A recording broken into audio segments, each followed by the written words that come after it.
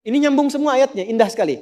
Jadi kalau kita sudah sadar, ini resiko kebaikan, ini resiko keburukan, dan kita tahu akan wafat, akan dikuburkan, bagaimana cara persiapannya? Supaya nggak lalai tadi ya. Maka Al-Mumtahanah ayat ke-13. Ya ayyuhalladzina amanu la tatawallaw qauman ghadiballahu alaihim. Qad ya'isu kama ya'isal kuffara min apa? Ashabil kubur. Maka jangan banyak bergaul dengan orang-orang yang menjauhkan kita dari ridha Allah Subhanahu wa taala. Cari teman yang baik sekarang. Pertama, maaf, bikin kebaikan di rumah tangga dulu. Itu kan teman hidup. Ya. Awas, hati-hati. Kalau melihat istri kurang baik atau sebaliknya, jangan dihakimi, jangan difonisi. Justru Allah kirimkan antum itu untuk menebarkan kebaikan dan menyempurnakan kesemaan bersama. Jelas? Jadi sekarang yang dilakukan teman hidup dulu. Rubah jadi baik dulu. Anak-anak jadi baik dulu. Setelah itu cari tempat tinggal yang baik. Bergaul dengan orang baik. Antum yang kuliah cari teman yang baik. Antum yang kerja cari teman yang baik. Maaf.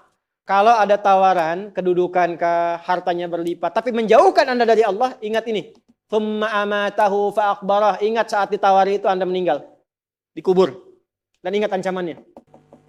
Ingat pasalnya tuh. Ya, ingat suratnya. Paham?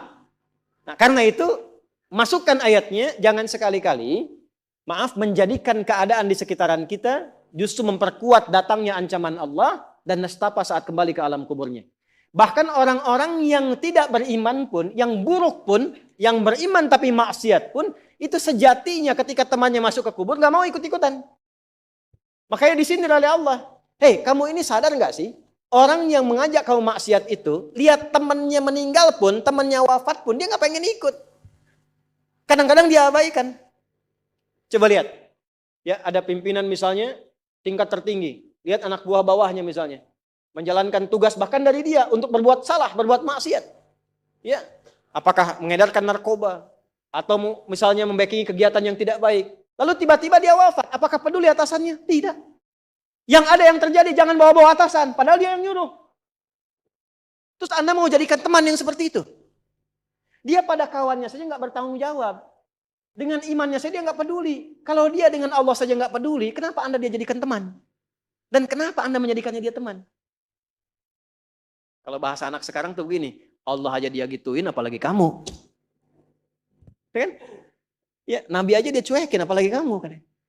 Ini peringatan Quran, ini bukan dari saya. Ini peringatan Quran. Jangan sekali-kali, Anda dimanapun, Anda berdinaskah, tugas formal. Anda berdagangkah, jangan berteman dengan orang menyimpang. Karena saat Anda susah pun yang akan peduli. Temannya aja yang sama-sama berbuat menyimpang, dia sisihkan, apalagi Anda. Paham? Teruskan.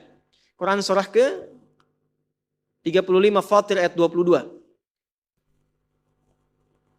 Wa ma yastawil ahya'u wal amwat innallaha yasma'u man yasha wa ma anta bimusmi'in man fil qubur.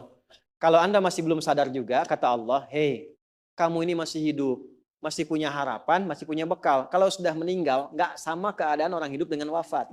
Mumpung kamu masih hidup, karena kalau sudah meninggal, temanmu yang meninggal pun kamu nggak bisa dengar suaranya. Cuma saya yang tahu keadaan di alam kubur.